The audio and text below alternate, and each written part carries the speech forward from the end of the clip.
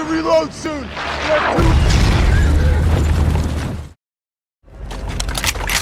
Paramazar.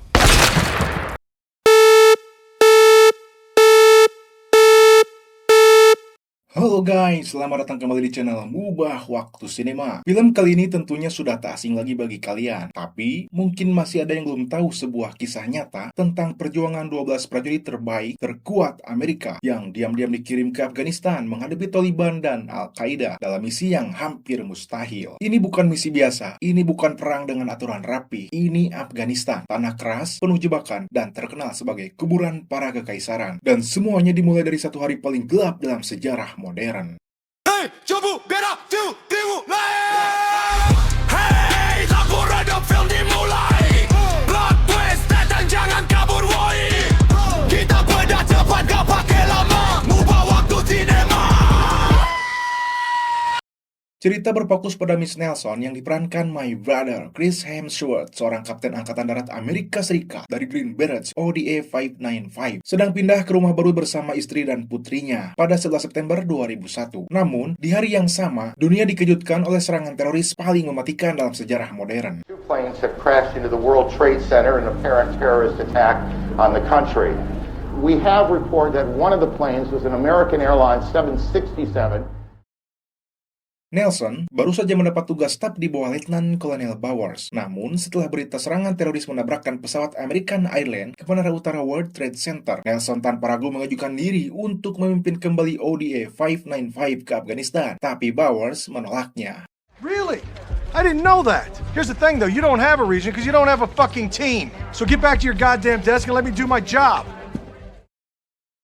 Setelah itu, Nelson yang sedikit kesal pun pergi menemui mantan rekan setimnya. Di sana, ia bertemu prajurit senior berpengalaman, Chief Warrant Officer 5 Hal Spencer. Dia akan membantunya meyakinkan Bowers karena omongannya yakin pasti didengar. I did. I told him I want back in and he said no. He won't say no to me.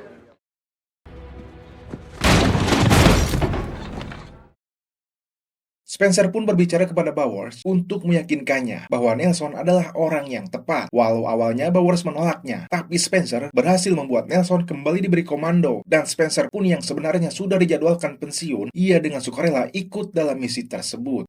Sorry about the desk. No. It's a good kill. You're not gonna need it where you're going.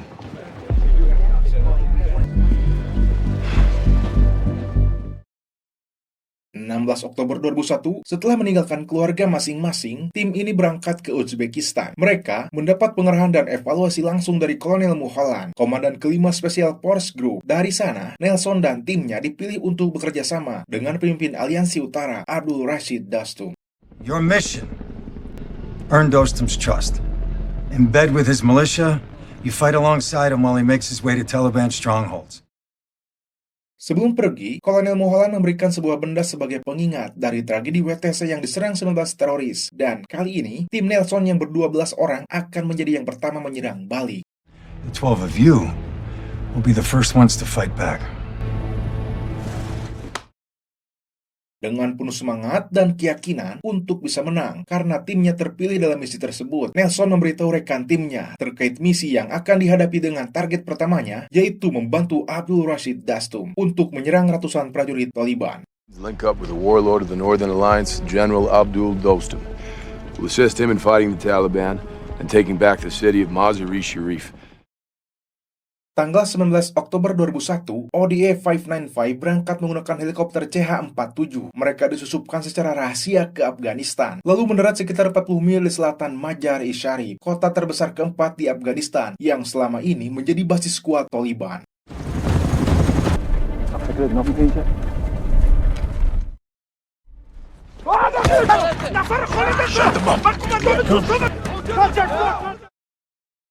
Hampir saja terjadi baku tembak. Tim mengira mereka adalah musuh, tapi ternyata mereka itu adalah para anak buah Dostum yang sudah bekerja sama dengan CIA. Setelah semuanya aman, tim bersama para kelompok Aliansi Utara berjalan kaki ke markas persembunyian di pedalaman Alamo, 34 mil selatan Mazar-i-Sharif. Di sana, Nelson ingin lebih tahu tentang latar belakang Dostum.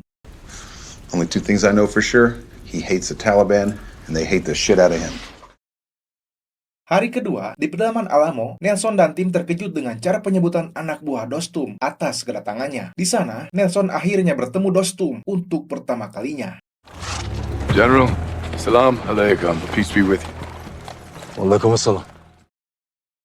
Nelson dan tim beserta Dostum berkumpul di ruangan tertutup. Nelson pun menawarkan minuman vodka kepada Dostum agar bisa diajak bicara. Namun, sempat terjadi keributan kecil akibat salah paham ketika Dostum menginginkan bom dan mengira Nelson yang masih muda bukanlah kaptennya, sehingga meragukan kemampuan Nelson dan timnya.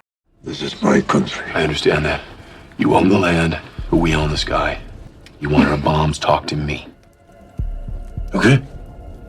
We talk.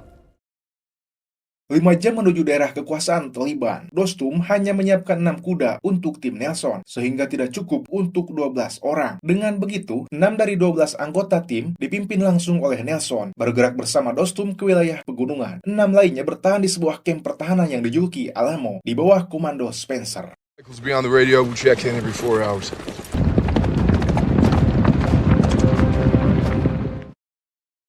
Misi mereka adalah merebut Mazar-i-Sharif dari tangan Taliban yang dipimpin oleh Mullah Rajan, seorang penguasa lokal yang kejam, menerapkan hukum versinya sendiri, dan telah membantai banyak orang, termasuk keluarga Dostum 3 tahun lalu. Kapi bos. Kapi bos. Allahu Akbar!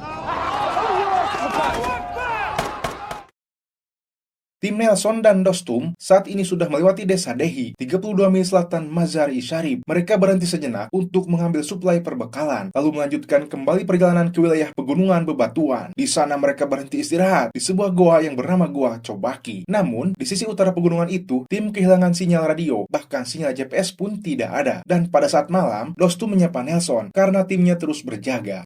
This is my responsibility. This is how we're trained. We have orders to follow. That's the difference between you and me. You have many men over you. Over me, only God. Keesokan harinya, tim Nelson dan seluruh pasukan Dostum sudah tiba di wilayah kependudukan Taliban, desa base camp 28 mil selatan Mazar-i-Sharif. Dostum menunjukkan bahwa itu adalah pasukan anak buah Mullah Rajan yang berada di luar base camp. Untuk memastikan koordinat dan ketinggian, tentunya Nelson harus cukup dekat, tapi Dostum melarangnya karena sangat berbahaya. Maka dari itu, Dostum menyuruh Nelson untuk segera menjatuhkan bom dari pesawat. Hanya saja, Nelson belum yakin bahwa mereka benar-benar Taliban. Dostum yang kesal meyakinkan Nelson dengan memberitahu Mullah Rajan lewat radionya bahwa mereka terang-terangan akan menyerang wilayah Taliban. Buku kita labasi, tama bakushimit. America, fuck you! See? Drop bombs. Kemudian Nelson pun mengikuti perintah Dostum, memberitahu titik koordinatnya agar pesawat tempur Amerika segera menjatuhkan bom tepat di posisi musuh.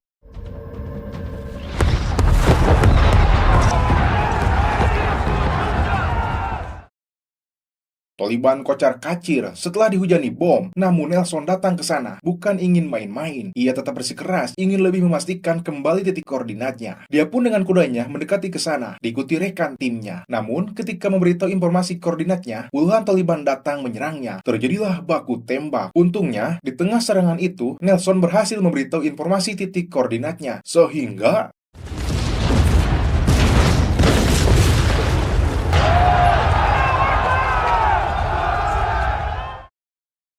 pertahanan depan Taliban sudah hancur, namun Dostum tidak langsung menyerangnya karena dia memiliki rencana lain yang masih belum terbuka kepada Nelson. Why aren't we attacking?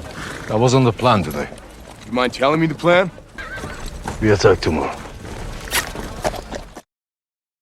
Karena musim dingin akan segera tiba, Spencer memberi kabar kepada kolonel, meminta dijatuhkan suplai peralatan dan perbekalan untuk anak buah Dostum. Namun, ketika perbekalan itu dijatuhkan di daerah dekat pedalaman Alamo, para warga desa di sana malah menjarahnya dan menjual kembali di pasar, sehingga tim kedua yang dipimpin Spencer terpaksa harus membeli kembali perbekalan mereka sendiri. How'd you make out?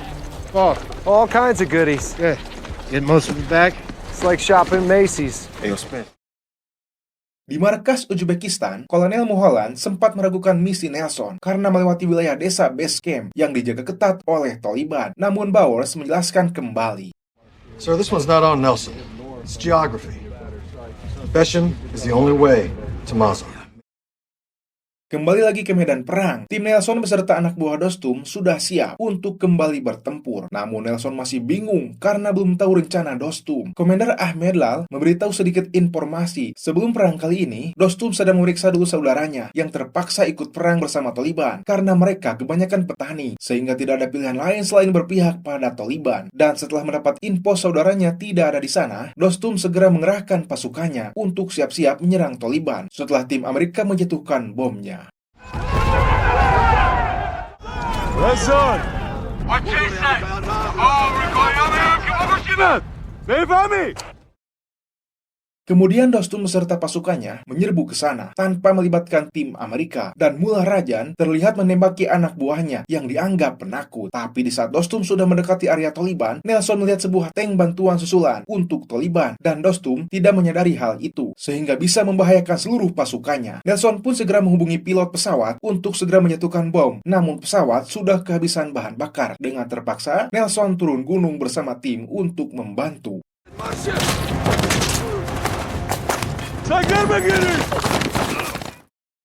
Pasukan Dostum banyak yang terluka dan kehilangan nyawa. Untungnya, tim Nelson yang sudah berpengalaman dalam medan perang berhasil membantunya.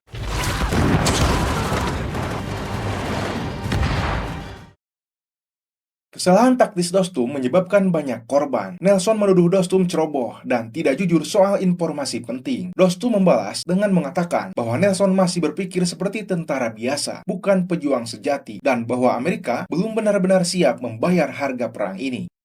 Greatest weapon in history is this. Stop being a soldier.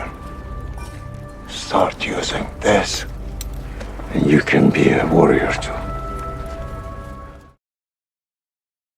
Awalnya, Dostum memang meragukan kemampuan Nelson. Namun perlahan, melalui medan tempur dan keputusan sulit, Nelson mulai mendapatkan rasa hormatnya. Malam itu, Dostum memberitahu informasi penting terkait jalur satu-satunya menuju Mazar dan jalur pembawa suplai senjata Taliban melalui celah Tiangi, yang dimana di jalur itu tidak ada jalan, tak ada air, bahkan tak ada tempat berlindung. Karena jalurnya sempit, maka satu-satunya untuk melewati jalur itu berarti harus mengalahkan Taliban di celah Tiangi. Dan supaya bisa mendekati benteng Taliban itu, tim Nelson dan pasukan Dostum harus merebut base camp terlebih dahulu. Don't think I send my men out there to die. I'm gonna win you this thing, I swear to God. I believe you. Akhirnya keduanya berdamai setelah memisahkan satu tim kecil di bawah sersan Sam Diller untuk menyerang jalur logistik Taliban dan bergabung kembali dengan pasukan Spencer. Mereka mulai meraih kemenangan demi kemenangan. Kombinasi kepemimpinan Dostum dan kekuatan pasukan lokal dan serangan udara Amerika membuat mereka semakin dekat ke Mazar-i Sharif. Hasnan! Baru! Kita behind! Cover Dostum! Follow him! Move!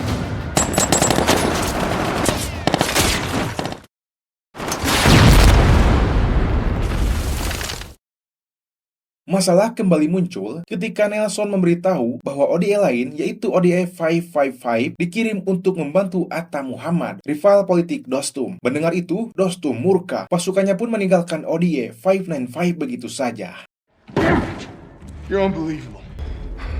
You lectured me about the heart of a warrior. You're no warrior, you're just another warlord. Yeah, go ahead.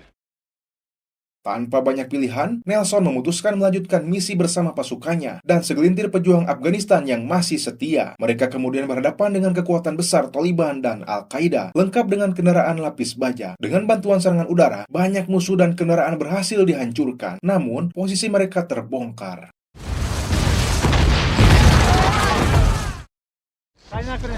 See that they surrendering? Maybe. Might be a trick.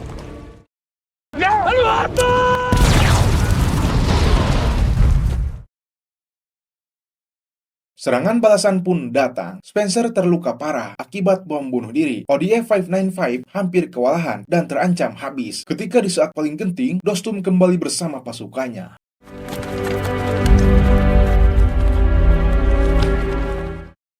Meski begitu, tim Nelson dan pasukan Dostum masih kewalahan karena Taliban memiliki peluncur rudal. Tim segera menghubungi bantuan serangan udara, namun pesawat tempurnya tidak bisa terlalu mendekat area peperangan. 6-4, adjust your target. 20 meters west. How copy, over? Good copy, 595, but we are not authorized so close to you. Get the fuck out of here! Let's go! Run!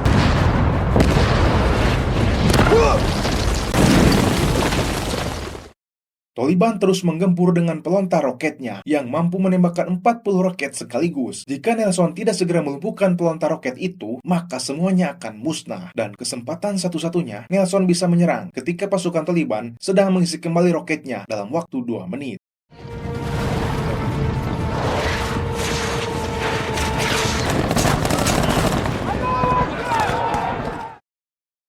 Yang terjadi selanjutnya menjadi sejarah. Pasukan Amerika dan Aliansi Utara melakukan serangan kavaleri, serbuan berkuda pertama Angkatan Darat Amerika di abad ke-21.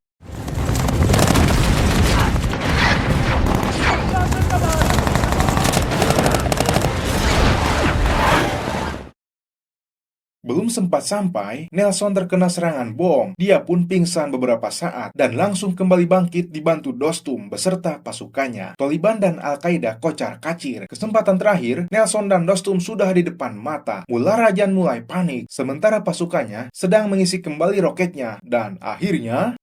Contact front!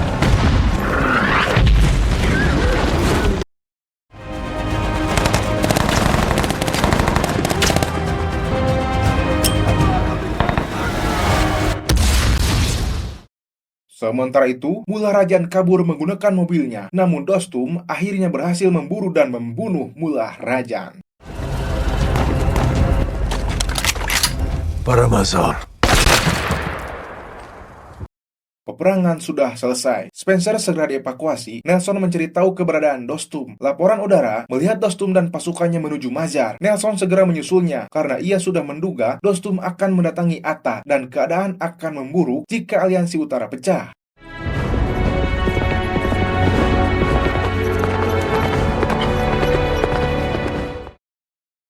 Nelson dan Dostum bersamaan tiba di Mazar-i Sharif. Namun, mendapati Atta Muhammad telah lebih dulu merebut kota itu. Di luar dugaan, Dostum memilih menahan ego dan menunda konflik politik mereka.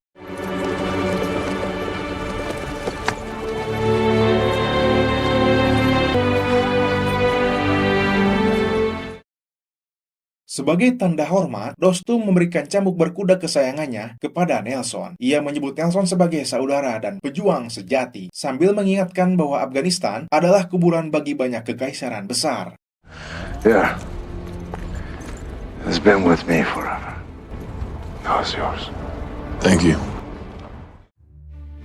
Dan akhirnya, setelah 23 hari bertempur hampir tanpa henti, ODF 595 pulang dengan satu hal yang gak bisa dibeli, kehormatan dan sejarah yang mereka tulis sendiri. Mereka datang sebagai tim kecil, tapi dampaknya mengguncang satu wilayah besar. Dari kisah ini kita belajar, kadang yang paling berat bukan soal perang di luar sana, tapi perang di dalam diri sendiri, melawan takut, ragu, dan ego. Dan satu pesan yang paling dalam dari perjalanan mereka, kalau kamu punya tujuan yang benar, jangan tunggu siap, karena keberanian lahir saat kamu melangkah. Terima kasih sudah menonton sampai habis. Kalau kamu suka cerita seperti ini, jangan lupa like, komen, dan subscribe. Sampai ketemu di alur cerita film berikutnya.